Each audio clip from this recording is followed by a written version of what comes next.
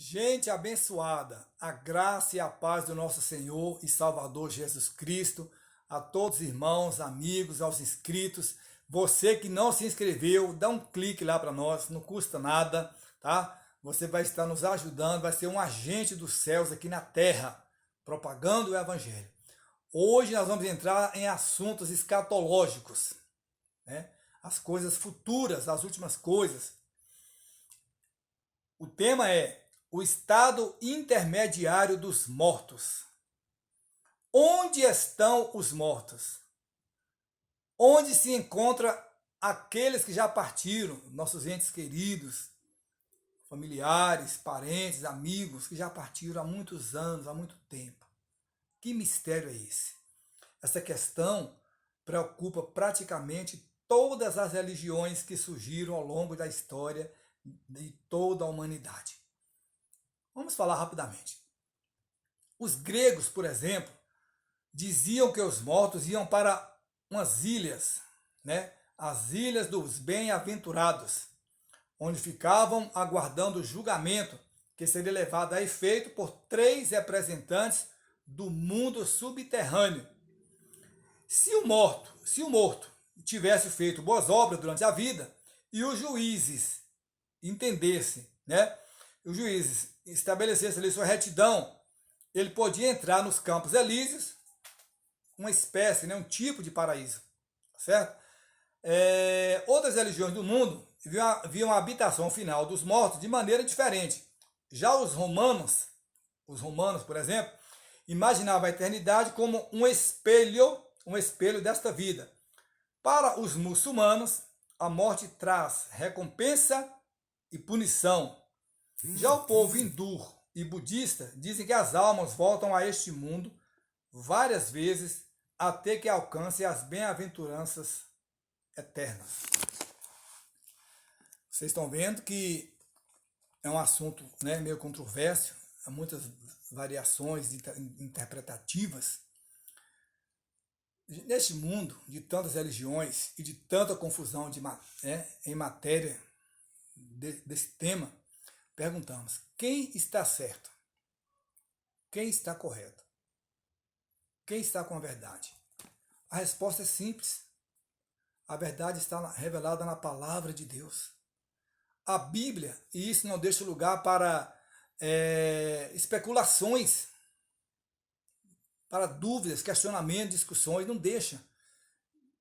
Por mais bem intencionada que seja, vamos agir. Não, a verdade está na palavra de Deus.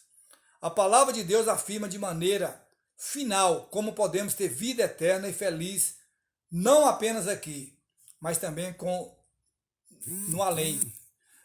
Eu vou deixar um texto aqui, pegar a palavra de Deus, 2 Timóteo, capítulo 1, versículo de 8 ao 10, mas vou ler somente o 10. Olha o que diz o versículo.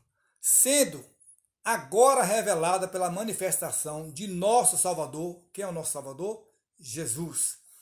Cristo Jesus, ele tornou, olha só que coisa tremenda que está escrito, ele tornou inoperante a morte, aniquilou, e trouxe à luz a vida e a imortalidade por meio do Evangelho. Pronto.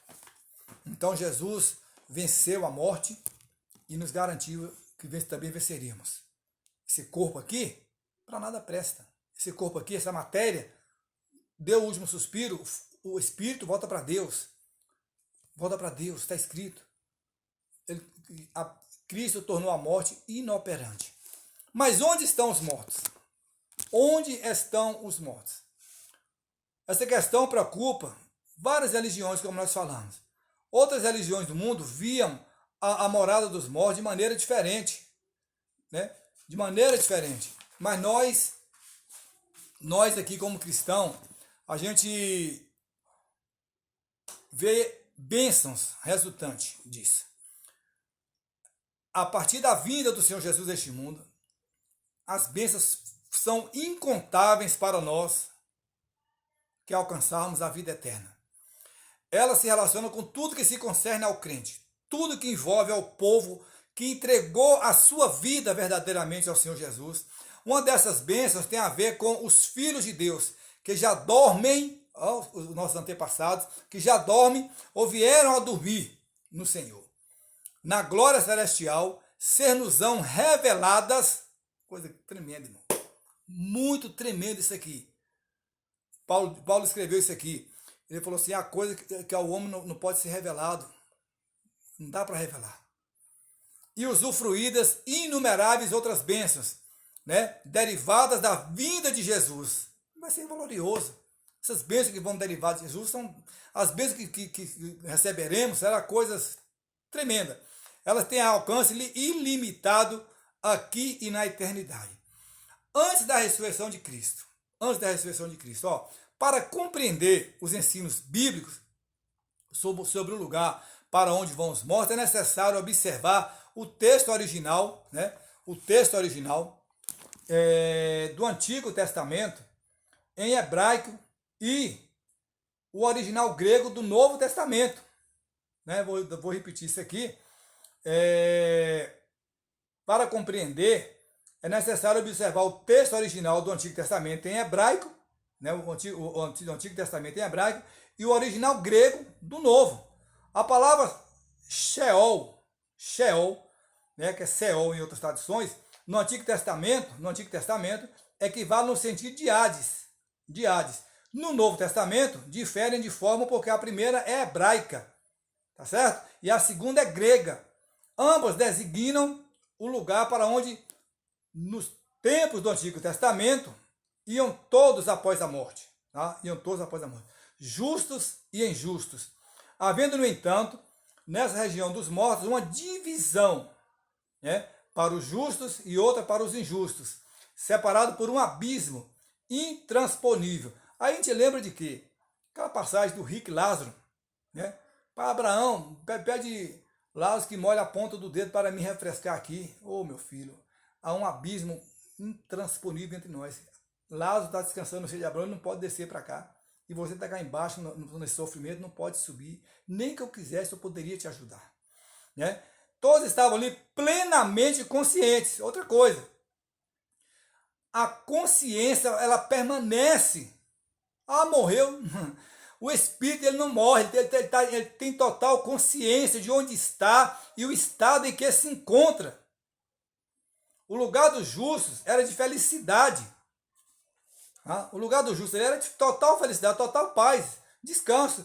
É como se você falasse assim, obrigado, Jesus, porque valeu a pena ser pisoteado, ser perseguido, ser humilhado pela sua palavra. Quantas pessoas não sofrem por pregar o evangelho? Às vezes tem um descrente na família, às vezes é afrontado quando evangeliza. Já ouvimos falar de história que perdeu pessoas que perderam a vida evangelizando, né? Felicidade, prazer de estar na glória com o Senhor, a segurança, ela chamada de seio de Abraão. Ela chamada de seio de Abraão, de paraíso. Já o lugar dos ímpios era e é medonho, misericórdia, irmão. É aí que eu digo sempre, se não se converteu ainda, se converta. Um lugar medonho, cheio de dores, e ainda não é o inferno. Sofrimentos, estando todos lá plenamente conscientes. Aí vão se lembrar, por que eu não dei ouvido à palavra? Por que eu não dei ouvido àquele pastor que eu indaguei de chato? Aquele crente que eu rotulei de fanático? Viu aí a diferença? Quem está descansando em Cristo, gozo, descanso e felicidade, esperança. Quem está descansando sem Cristo, sofrimento, né? Um sofrimento medonho. Tá? No Novo Testamento, há 3 palavras diferentes no grego que são traduzidas pela palavra inferno. O português, o inferno de Lucas 16, 22, por exemplo, é tradução da palavra grega Hades, né? Em Lucas 16 é Hades. Por outro lado, o inferno, que está escrito em Mateus 23, é a tradução do grego Geena, enquanto o inferno de 2 Pedro 2,4 é a tradução de Tártaro. Em cada versículo, o significado, né, para deixar bem claro aqui, varia no original, quanto ao lugar ocupado, né, pelos espíritos dos mortos. pelo Espírito dos mortos. E ainda depois da ressurreição. Né? O que vai acontecer mais? Antes de morrer por nós, Jesus prometeu, glorioso isso aqui, né? Jesus prometeu que as portas do inferno não prevaleceriam contra a igreja que somos nós. Mateus 16, 18. Isto mostra que os fiéis de Deus, a partir dos dias de Jesus, não mais, olhe bem, todo fiel em Cristo Jesus não mais descerão ao Hades, isto é, a divisão ali para os justos. Há uma divisão para os justos. O texto em apreço aqui indica futuridade em relação à ocasião que foi proferido por Jesus.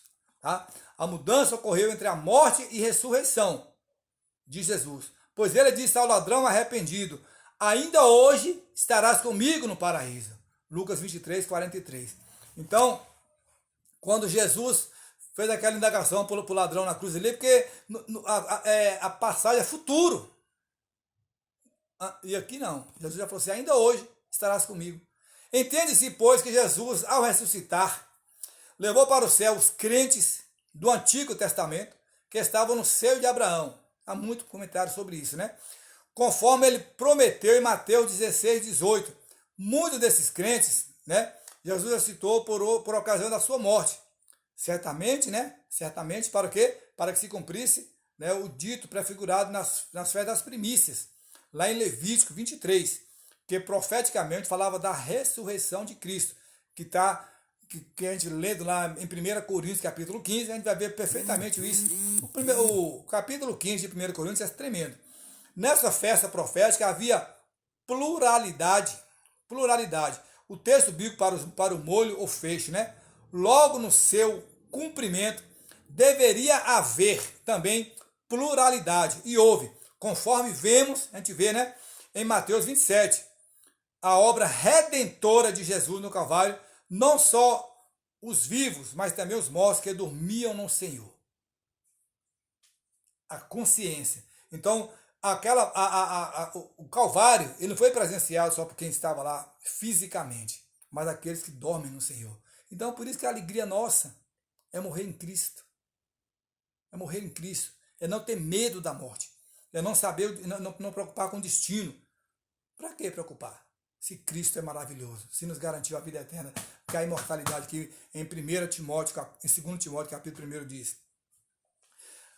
O apóstolo Paulo fez um comentário tremendo, queria compartilhar com vocês. Ele foi ao paraíso, né? O apóstolo Paulo, ele foi ao paraíso e ele está no terceiro céu, relatado lá em 2 Coríntios capítulo 12. Portanto, o paraíso agora, lá em cima, na imediata presença de Deus. Paulo ficou maravilhado. Paulo ficou extasiado, ele ficou em êxtase. Ele não teve como expressar a alegria de estar ali. Tá certo?